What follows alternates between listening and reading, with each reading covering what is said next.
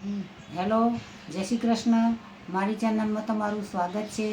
આજે આપણે બનાવીશું ફરાળી સાબુદાણાના વડા.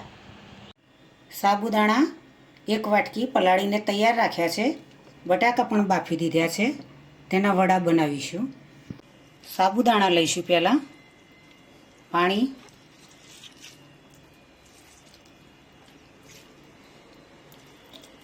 આ રીતે પાણી કાઢીને લેવાના છે. બટાટા બાફેલા એડ કરીશું.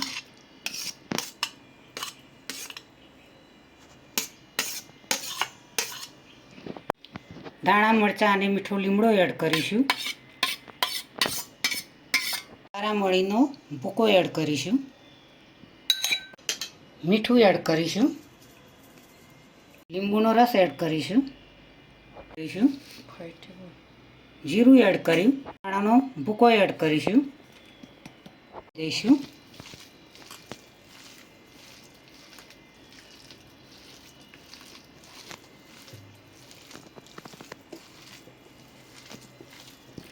જીરું પાવડર એડ કરીશું. લીલા મરચાં કટિંગ કરીને અંદર એડ કર્યા છે, તેથી લાલ મરચું નાખીશું નહીં.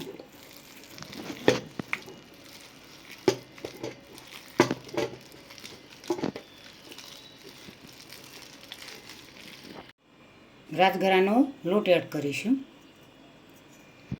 હવે મિક્સ કરી દઈશું.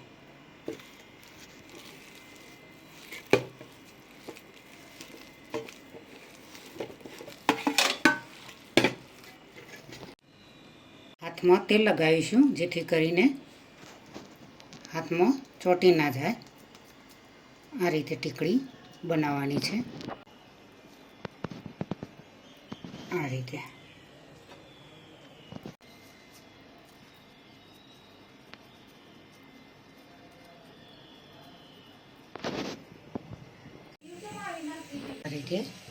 એક એક મૂકતા જઈશું.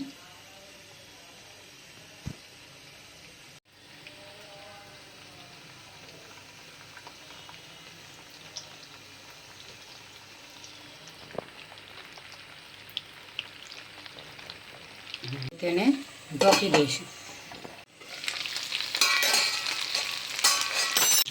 આ રીતે ફેરવી દઈશું. ધીમે ધીમે ફેરવવા પડશે.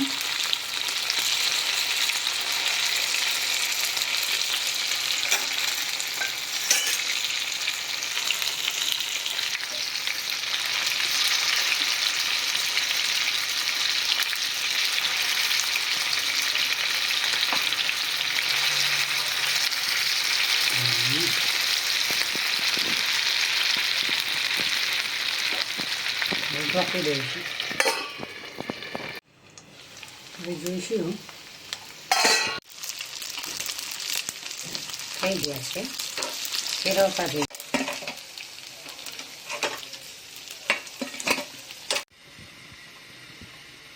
ફરારી વડા તૈયાર થઈ ગયા છે. સાબુદાણા, બટાકા અને રાજગરાના લોટના ફરારી વડા બનાવ્યા છે. ઉપવાસમાં પણ ખાઈ શકાય.